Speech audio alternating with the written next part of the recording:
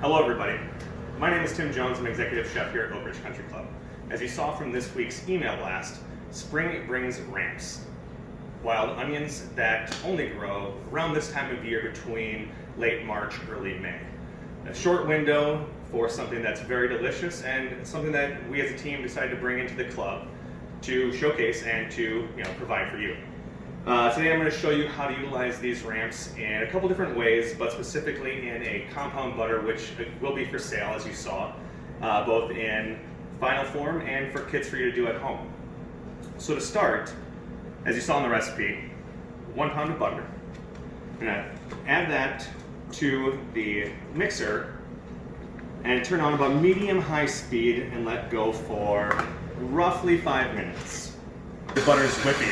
You're looking for a light, fluffy consistency at the end that, not necessarily doubles in size, but the color will pale out and you'll be able to tell that it is whipped appropriately. But during this 5 minutes, what you'll definitely need to do is scrape down the sides of your bowl just to make sure that all of your butter is incorporated and whipped appropriately. So as our 5 minutes of whipping is finishing up, we're getting ready our ramps, thyme, and salt. 2 tablespoons of ramps, leaves specifically, and I'll show you how to utilize the stems shortly. 1 ounce each rosemary and thyme, and a teaspoon of salt. Now simply, you can see the butter.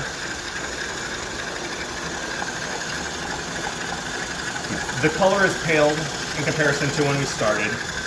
It is light and fluffy, and now we can slow it down to medium-low and add our other ingredients.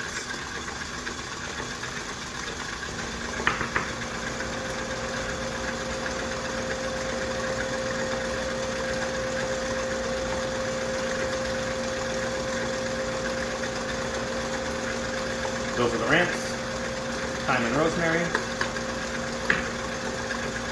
and salt. Once that's all in, turn it off, scrape the sides once more, just to make sure that everything's at the bottom so the whip can fully incorporate. Now, compound butters are great for a lot of purposes. We'll use this specifically to finish steaks, maybe finish some eggs, variations of other compound butters. Something that you can add, if available, to this compound butter specifically is a dried mushroom powder. In the past I've used chanterelle powder, here we have porcini powder. I'm not going to add to this just yet, I'll add it to another batch. However, again, another option. And something to look forward to in the future is Todd from the grounds department and his team has tapped a few of the maple trees and given us raw maple syrup that we have cooked down and created some Oak Ridge maple syrup.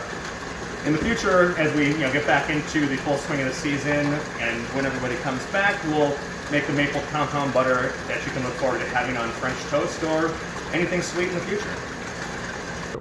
So now that our ingredients are fully incorporated into our butter, our next step, well, there's a couple next steps. You could store it a few different ways. You can just store it in a container at room temperature, not for very long just because of the herbs and ramps in there may spoil. Best is in the refrigerator or freezer.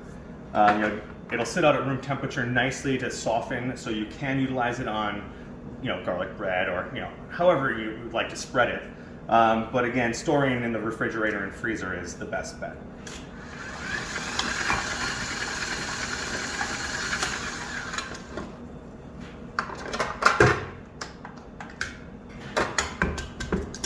How we intend to store it, one, for just utilization on steaks and to make it easier and portion out better, is to roll it into a cylinder, freeze it, and that allows us to cut it into coins, which we can just top steaks to melt upon. That sounded weird. So,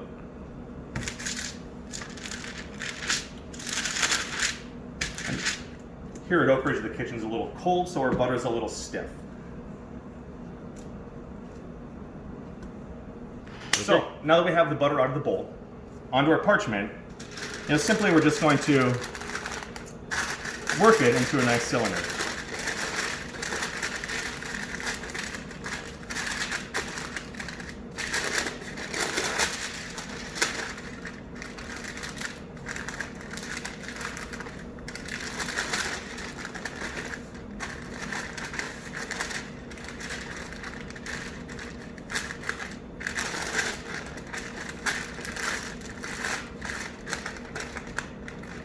you've ever wrapped sushi at home, similar process.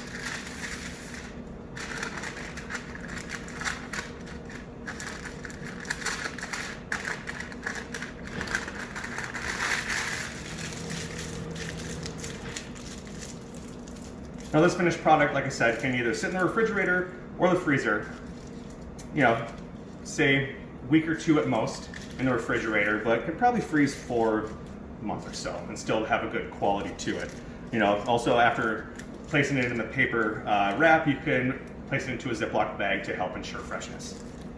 So earlier I talked about the stems and how to utilize the stems, and what we're going to be doing is pickling the stems. Simple pickling liquid of half a cup cider vinegar, 1/8 of a cup of water, tablespoon of sugar, and a teaspoon of salt. Heat to dissolve and then cool.